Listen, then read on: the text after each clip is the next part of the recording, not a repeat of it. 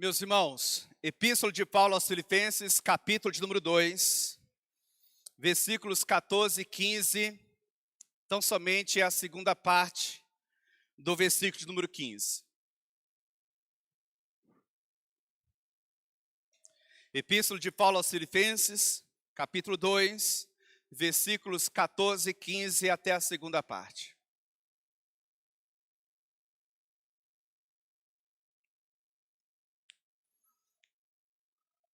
Assim nos diz a palavra do nosso Deus. Os amados irmãos, acompanhem comigo a leitura do texto ora indicado. Fazei tudo sem murmurações, nem contendas, para que vos torneis irrepreensíveis e sinceros. Como é uma leitura sucinta, curta, acredito que vale a sua releitura. Fazei tudo sem murmurações, nem contendas, para que vos torneis irrepreensíveis e sinceros. Na medida em que eu e você adentrarmos ao texto em questão, em especial ao final, se faz necessário que eu e você tenhamos em mente que a vida cristã precisa se mostrar no exercício do nosso autocontrole, no nosso contentamento, mesmo em face das situações mais adversas.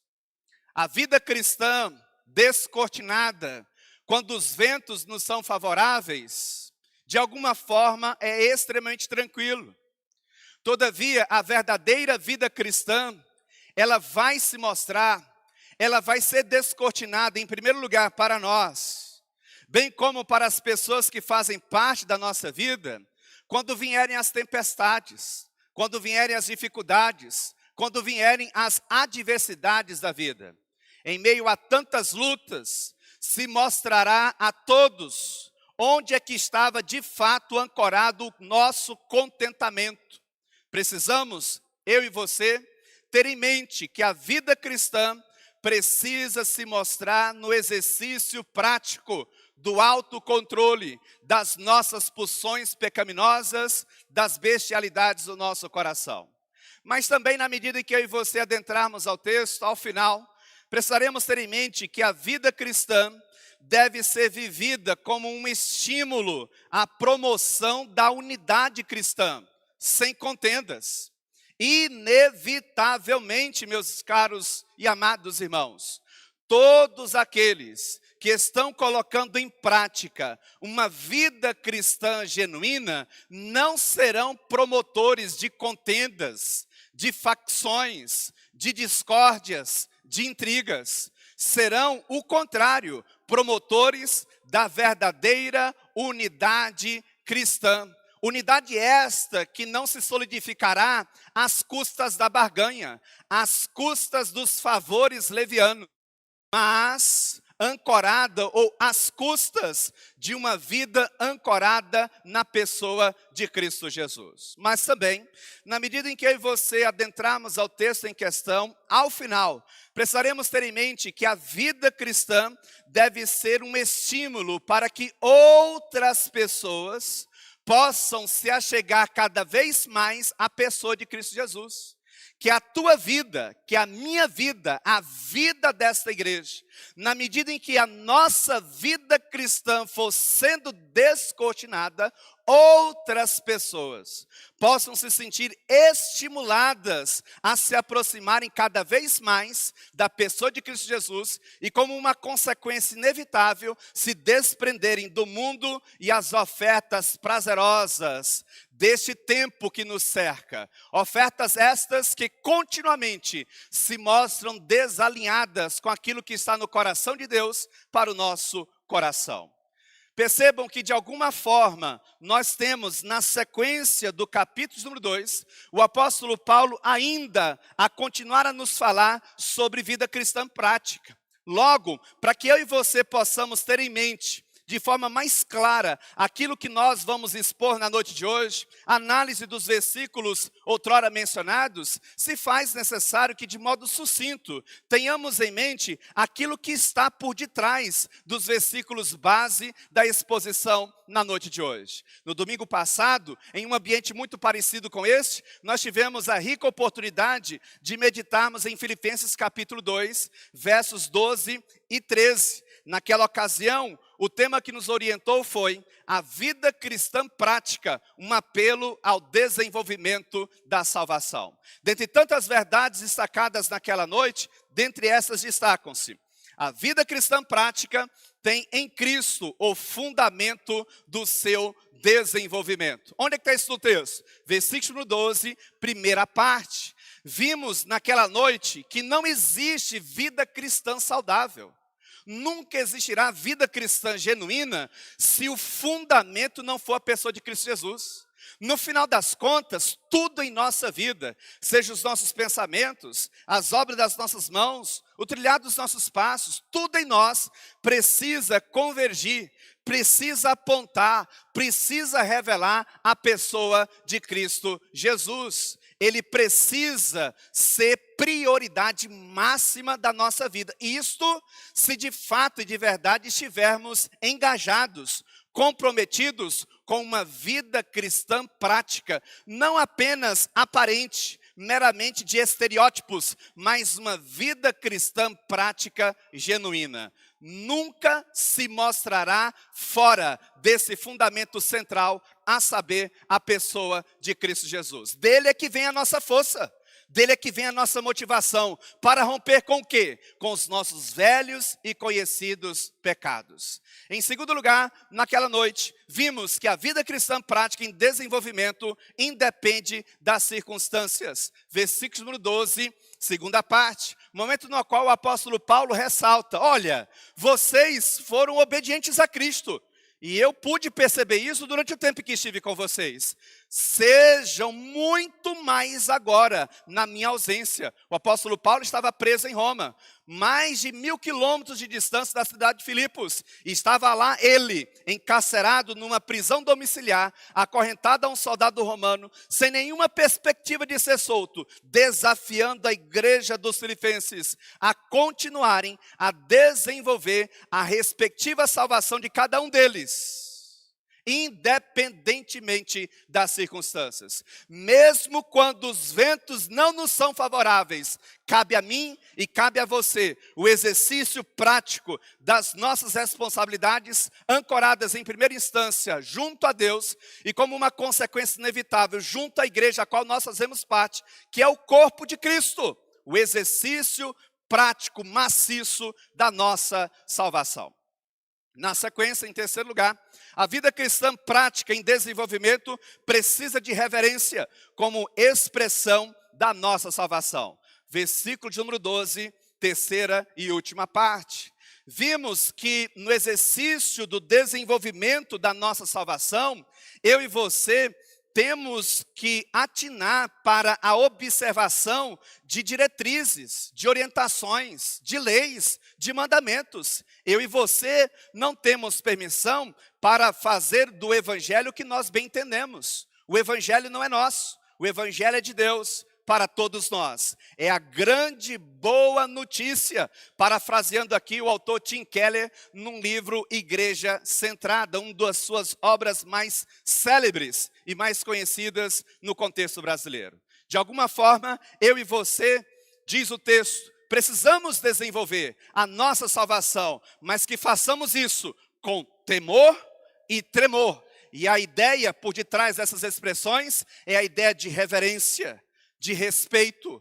Você não tem permissão para ir onde você quer ir, para fazer o que você bem entende que deve ser feito. Você não tem permissão para comprar aquilo que você quer comprar, para vender aquilo que você quer vender. Você tem permissão para fazer aquilo que o seu Senhor lhe permite fazer.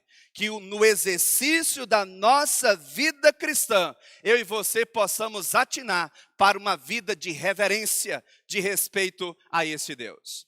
E em quarto lugar, A vida cristã prática em desenvolvimento reflete a vontade de Deus em nosso desejo pela salvação. Versículo de número 13.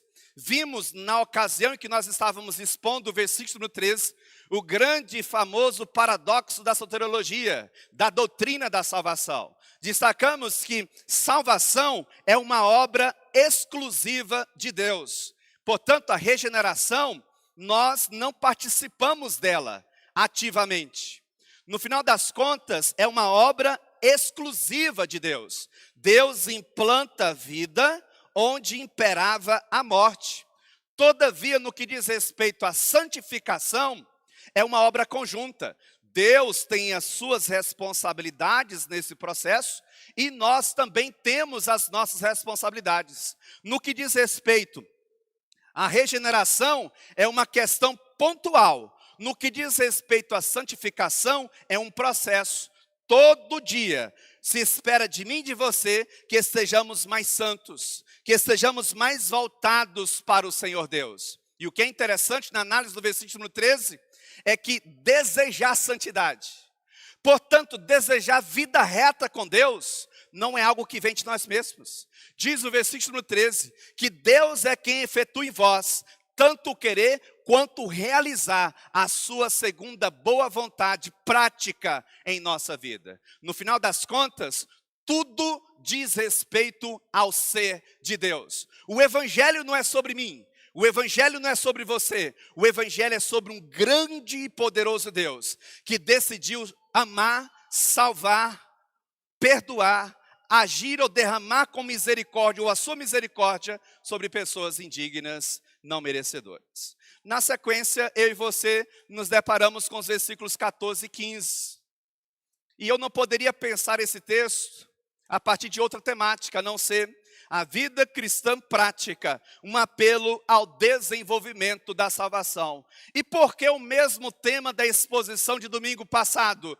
Porque o apóstolo Paulo continua a falar basicamente sobre isso, sobre vida cristã prática. E ele faz um apelo. Qual que é o apelo do apóstolo Paulo? Continue desenvolvendo a salvação que vocês já receberam. Nós não contribuímos para a nossa salvação, mas uma vez salvos, compete a nós desenvolvermos, com a graça de Deus, com a força que vem de Deus, a salvação que recebemos. À luz do texto lido, base da exposição na noite de hoje, algumas verdades saltam aos nossos ouvidos e precisa adentrar as profundezas do nosso coração, gerando mudanças genuínas de dentro para fora, de modo que o bom evangelho deve se mostrar ou se mostrará não em segmentos religiosos, na observação de ritos religiosos, mas em um coração verdadeiramente moldado, transformado por estas palavras. Primeira verdade na noite de hoje: a vida cristã prática em desenvolvimento deve ser vivida sem murmurações. Não seja um murmurador. Você já lidou com pessoas que são consideradas murmuradoras? São pessoas cuja amizade nos engrandece? São pessoas que, na medida em que eu e você estabelecemos um diálogo, uma conversa, nós saímos mais fortes, nós saímos mais robustos, nós saímos mais animados com o evangelho, ou o contrário? Certamente eu sei qual é a tua resposta no interior do seu coração. Nós não saímos, pastor, animados. Nós não saímos mais fortes. Nós não saímos mais apaixonados pelo evangelho. Pelo contrário, lidar com pessoas tidas como murmuradoras nos enfraquece. São pessoas que têm a capacidade de roubar as nossas energias, roubar as nossas motivações. Aquela beleza da vida é escondida e é potencializada como uma consequência inevitável só os lados mais obscuros da nossa existência. Pergunta, onde é que está isso no texto? mente cativa às Sagradas Escrituras. Nunca coloque a sua atenção no pregador.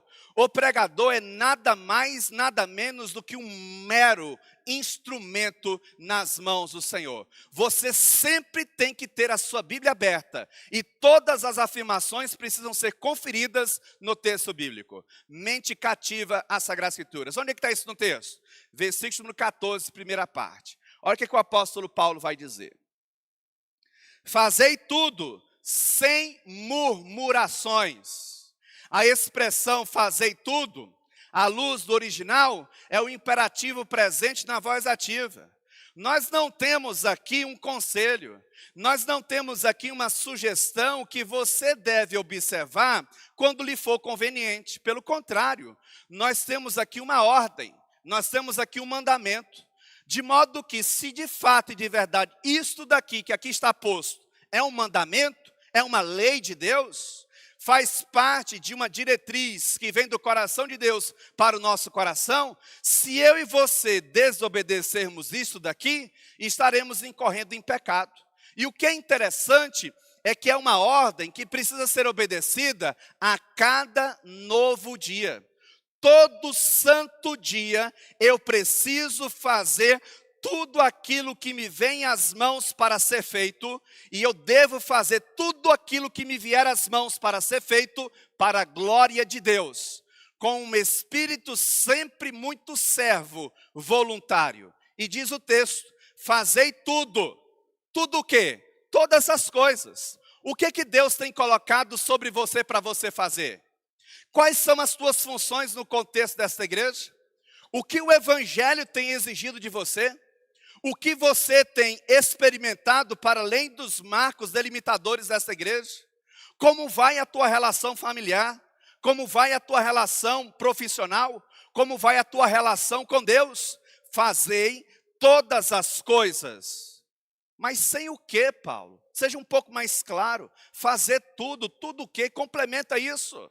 Sequência do texto. Fazei tudo sem murmurações.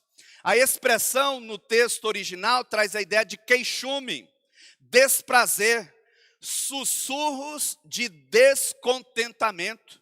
Se eu e você nos valermos da teologia bíblica e começarmos a fazer correlações com outras passagens das Sagradas Escrituras, eu e você seremos levados para as páginas do Antigo Testamento, bem como para outras passagens do Novo Testamento.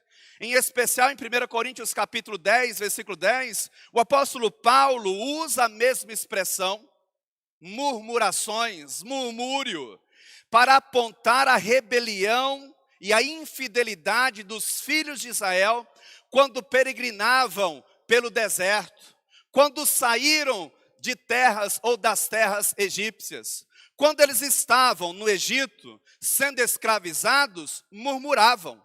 Deus foi lá, libertou aquele povo e no deserto, o que fizeram? Começaram também a enveredarem por caminhos de murmurações.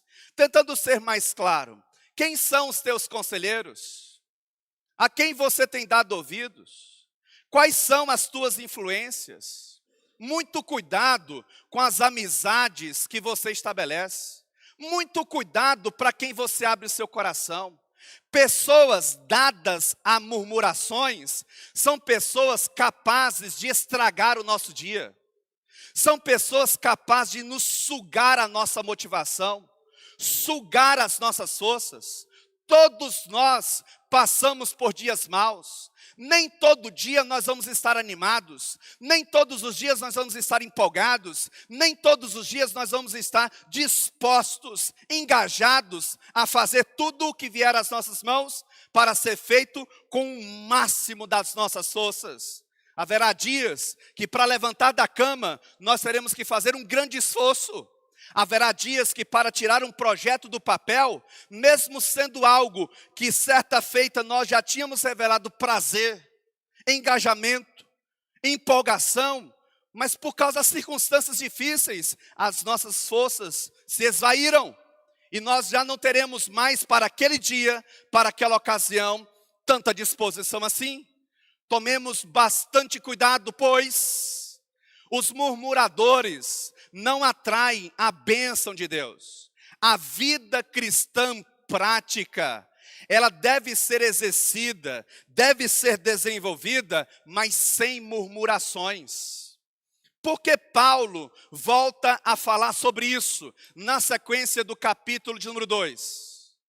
Porque no interior da igreja dos Filipenses, a maior parceira do ministério do apóstolo Paulo, havia intrigas, havia discórdias, havia dissensões, mulheres, homens que não se bicavam, não suportavam ver uns aos outros, passavam um do lado do outro e não se falavam.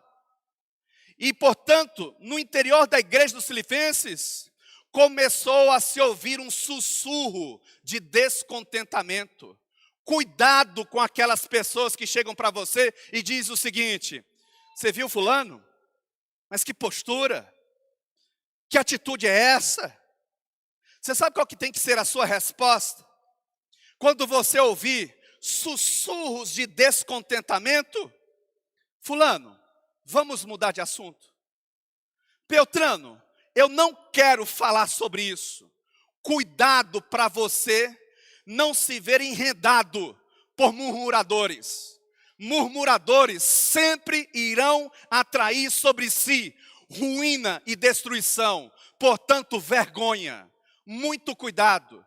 Todos nós temos os nossos pontos frágeis, as nossas fraquezas, os nossos momentos mais vulneráveis. Cuidado com os murmuradores. Eles são capazes de ver erro em todas as coisas, mas não são capazes de ver os acertos, de ver os pontos positivos, de ver as atitudes boas. São capazes de potencializar, evidenciar, explicitar o que de ruim está acontecendo. Toma bastante cuidado com os murmuradores. A vida cristã prática, em desenvolvimento, deve ser vivida sem murmurações. Segundo lugar, a vida cristã prática em desenvolvimento deve ser vivida sem contendas. Pergunta, onde é que está isso no texto? Sequência do versículo 14. Olha o que diz o texto. Fazei tudo sem murmurações nem contendas.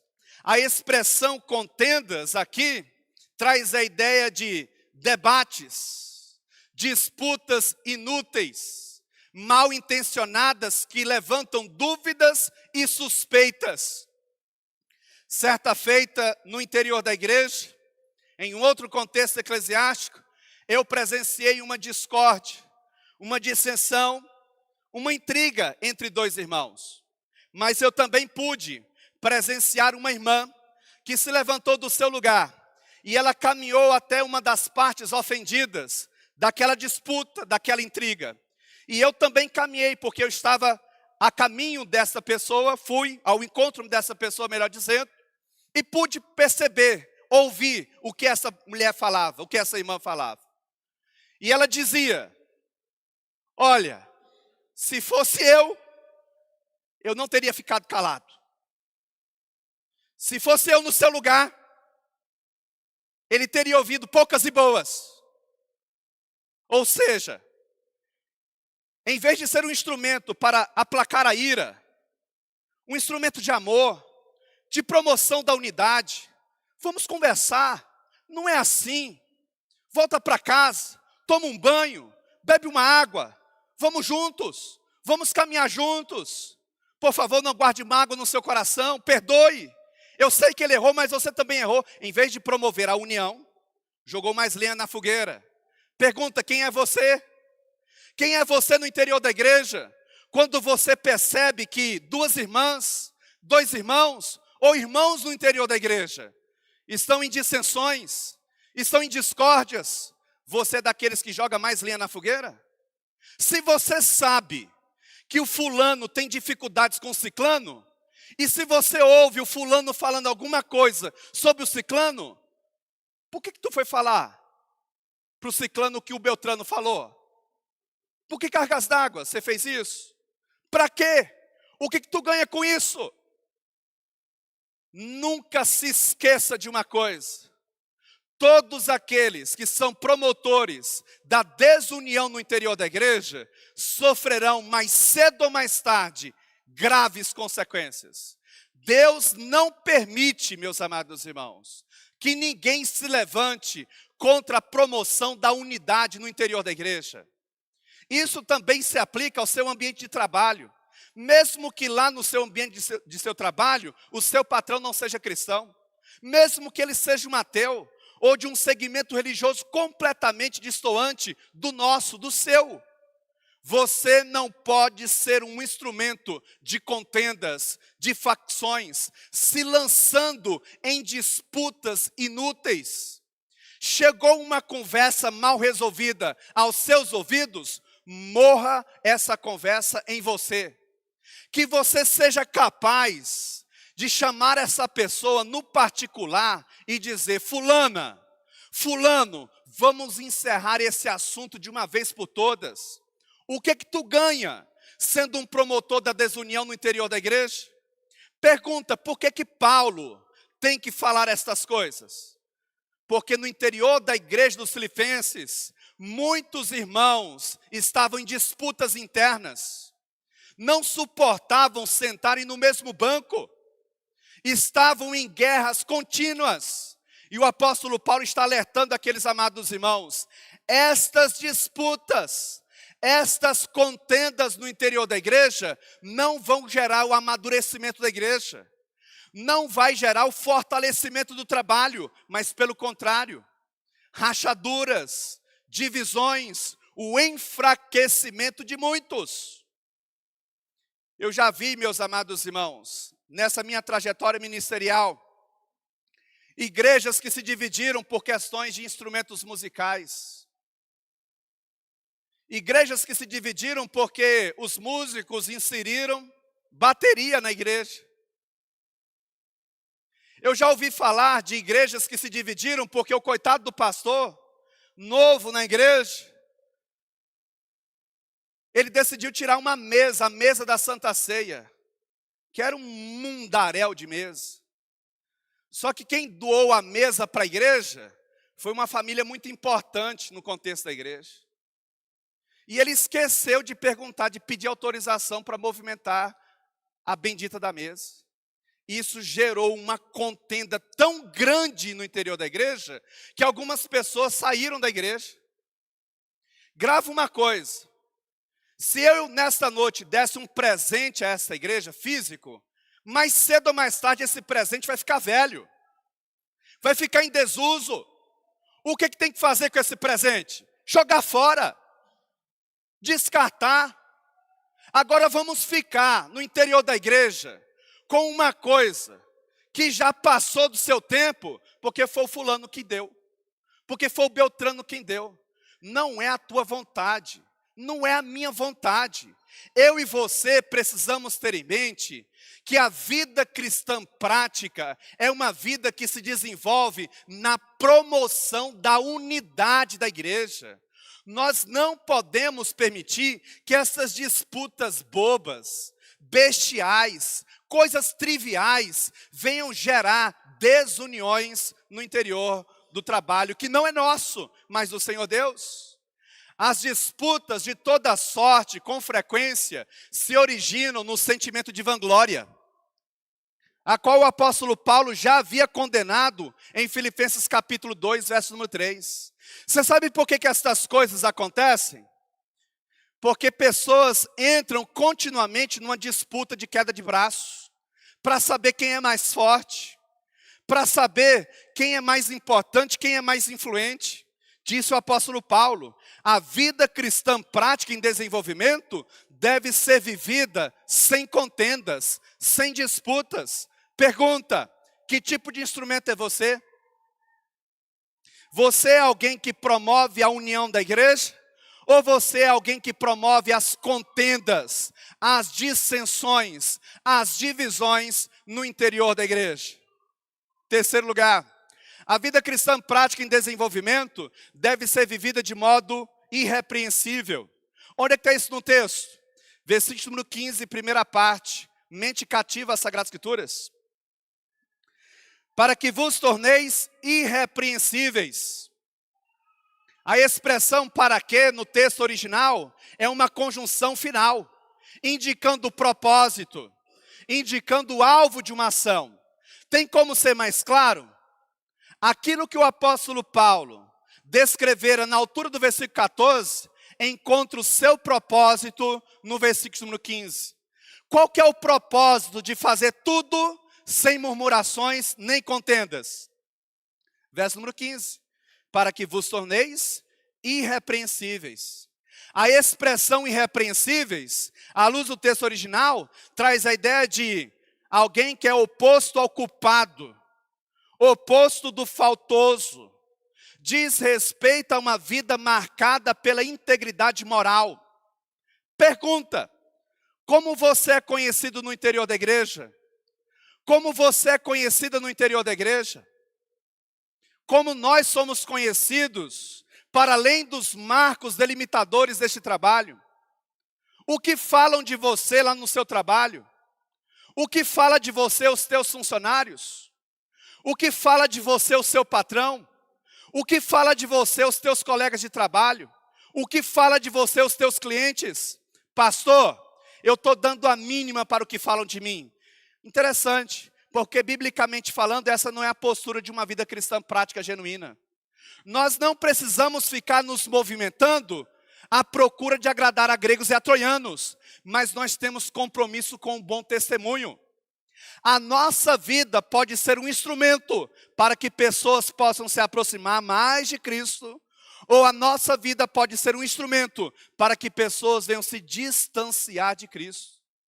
Se eu e você seremos um instrumento para que pessoas venham se distanciar de Cristo, que seja por causa da nossa fidelidade, e não por causa de um caráter leviano, maldoso, imprudente.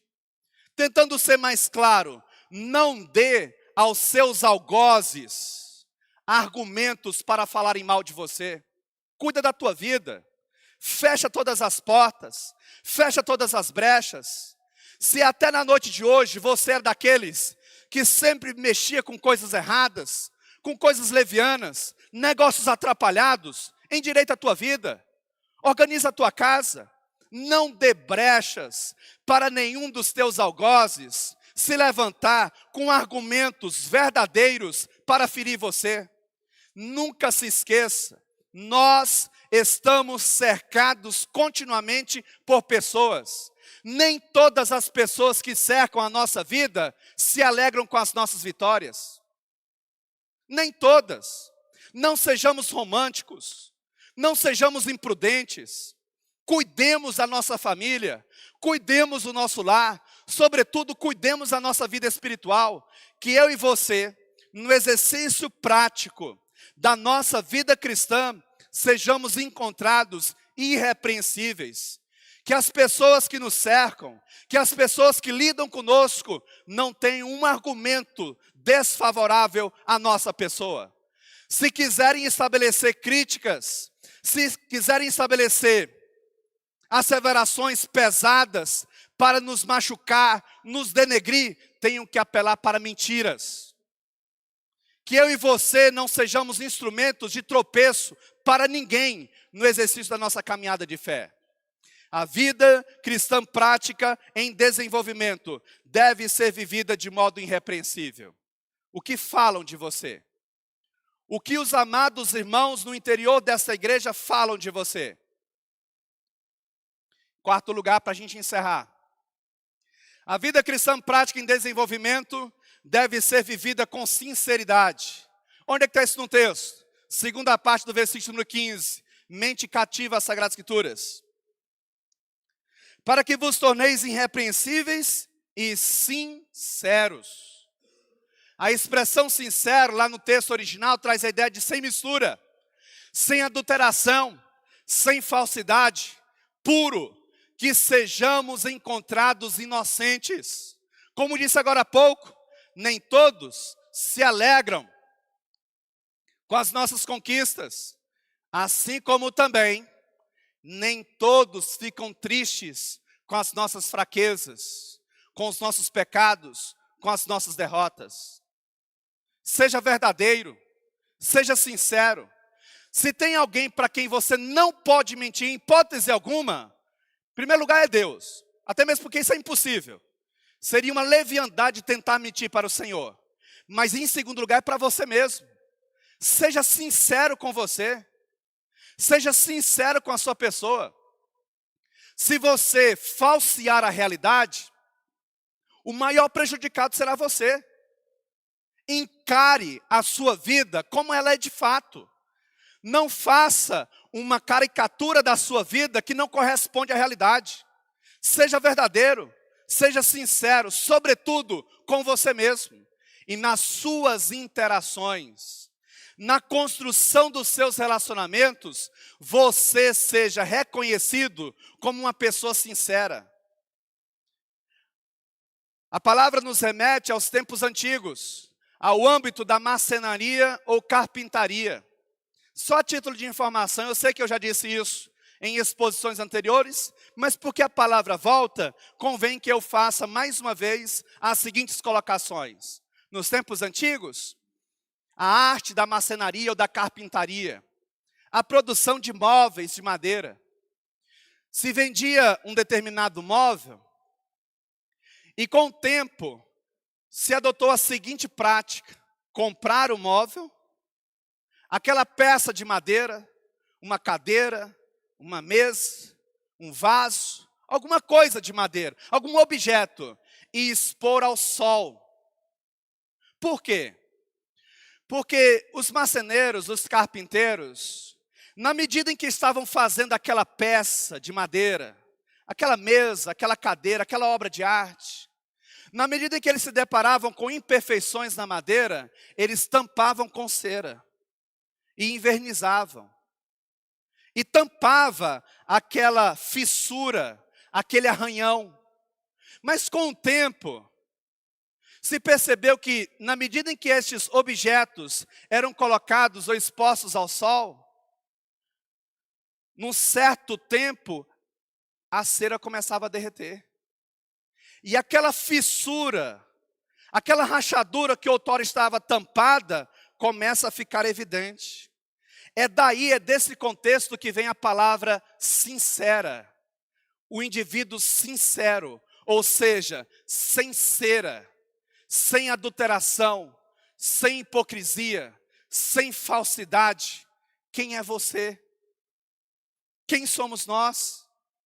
Se de fato e de verdade, meus amados e caros irmãos, nós vivemos vida cristã genuína, nós não podemos ser hipócritas. Nós não podemos ser falsos entre nós. Nós não podemos ser amantes da mentira. Nós precisamos ser sinceros. Nós precisamos ser puros. Nós não podemos dar brechas aos nossos algozes. A vida cristã prática, em desenvolvimento, deve ser vivida com sinceridade. Reconheça as suas limitações. Quais são as tuas limitações? Pastor, eu tenho grandes dificuldades com dinheiro. Eu devo confessar, pastor, que eu não consigo muito bem administrar as minhas finanças. Toma cuidado, seja sincero com você. Pastor, eu devo confessar que a minha vida sexual eu não tenho autocontrole. Toma cuidado, seja sincero com você. Pastor, eu devo confessar que a minha vida espiritual é marcada por uma frieza assoladora. Eu já não consigo mais orar. Eu já não tenho conseguido mais ler as Sagradas Escrituras. Pastor, o que eu faço? Seja sincero com você mesmo. Se esforce. Continue congregando. Continue se esforçando. Faça a sua parte. Dentro dos seus limites. E certamente, do alto dos céus, Deus derramará sobre você graça e força para superar todos os obstáculos da sua caminhada de fé. Faça o seu melhor dentro das condições que você tem, até ter condições melhores para fazer melhor ainda. Mário Sérgio Cortella. Filipenses capítulo 2, versos 14 e 15, segunda parte. A vida cristã prática, um apelo ao desenvolvimento da salvação. 4 importantes verdades foram destacadas na noite de hoje. A primeira delas, a vida cristã prática em desenvolvimento deve ser vivida sem murmurações. Verso 14, primeira parte. Segundo lugar, a vida cristã prática em desenvolvimento deve ser vivida sem contendas. Versículo 14, segunda parte. Terceiro lugar, a vida cristã prática em desenvolvimento deve ser vivida de modo irrepreensível. Versículo 15, primeira parte. E em quarto lugar, a vida cristã prática em desenvolvimento deve ser vivida com sinceridade, sem falsidade, sem hipocrisia. Versículo 15, segunda parte. Pastor, eu entendi. Vida cristã prática, um apelo ao desenvolvimento da salvação. Compreendi. Mas, em termos práticos, o que isso tem a ver com a minha vida? 3 aplicações práticas para você. Primeira delas, não seja um murmurador ou uma murmuradora. Pare de ficar reclamando das coisas.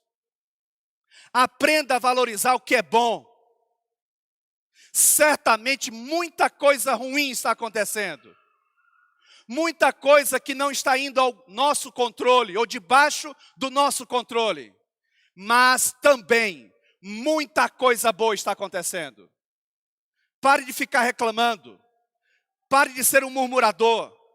Em vez de valorizar os erros, por que não começar a valorizar os acertos? Na sua família, na empresa onde você trabalha, no seu casamento, na sua relação com a sua esposa, você na sua relação com a sua namorada, namorado, no âmbito da igreja.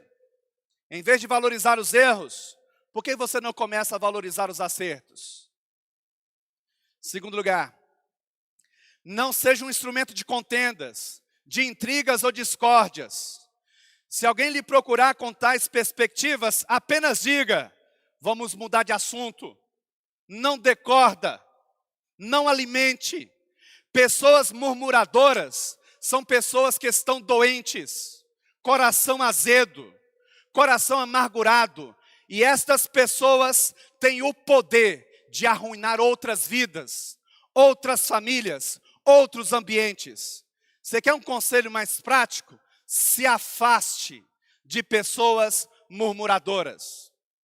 Corta relação com todas as pessoas do seu círculo de amizade que são dadas à promoção de murmurações, de intrigas, de discórdias, de dissensões. Terceira e última aplicação. Procure ser irrepreensível e sincero. Não dê argumentos para que ninguém fale contra você. E assim estará dando bom testemunho da sua fé. Se forem te ferir, se forem falar alguma coisa contra você, que tenham que apelar para alguma mentira. Não dê argumentos aos teus algozes, aos teus críticos, para tratarem você com leviandade. Algumas pessoas estão apenas à espreita de um erro nosso, para tripudiarem sobre a nossa vida. A tua vida cristã incomoda, a tua postura incomoda. Incomoda quem? Aqueles que querem viver uma vida cristã no marasmo. O teu estilo de conduta vai incomodar. As tuas palavras vão incomodar. O teu comportamento vai incomodar. E que isso seja de fato verdade na sua vida. Agora esteja consciente. Não dê argumentos. Que a sua vida seja uma vida irrepreensível. Que seja uma vida pautada pela sinceridade. Não dê argumentos para que ninguém fale contra você. E assim você estará dando bom testemunho da sua fé. O que dizem sobre você? O que dizem sobre mim? Vamos orar, vamos falar com Deus. Ó Deus, tome nas tuas mãos a nossa vida, tome nas tuas mãos a nossa história, tome nas tuas mãos a vida da nossa igreja. Igreja que no final das contas não é nossa, é do Senhor.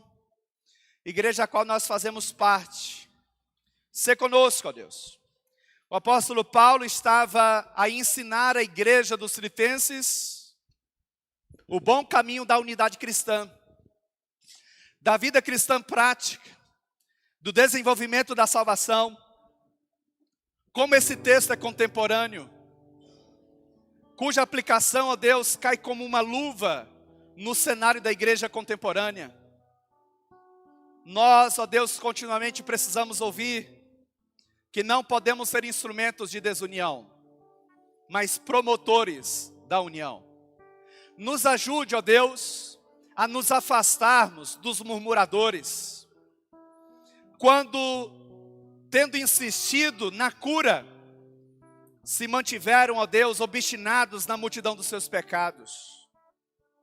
Nos ajude, ó Deus, nos afastarmos daqueles que são amantes das contendas. Depois, ó Deus, de termos tentado como instrumento nas tuas mãos, promover a paz, nos dê forças. Algumas pessoas sugam tanto as nossas energias, que nós não conseguimos nos desvencilhar de uma vez por todas. Tenha misericórdia de nós, que sejamos irrepreensíveis e sinceros, que nós não venhamos dar brechas para ninguém, para o adversário da nossa alma, para os nossos algozes tripudiarem sobre a nossa vida. Fecha todas as portas, ó Deus, fecha todas as brechas. Aqueles que confiam no Senhor nunca foram envergonhados. Nós confiamos em Ti. Envergonhados sejam aqueles que sem causa se levantam contra os Teus servos, contra a Tua igreja, em nome de Cristo Jesus, ó Deus. Na certeza de que nada é por acaso, nós descansamos em Ti. Em nome de Jesus, amém e amém.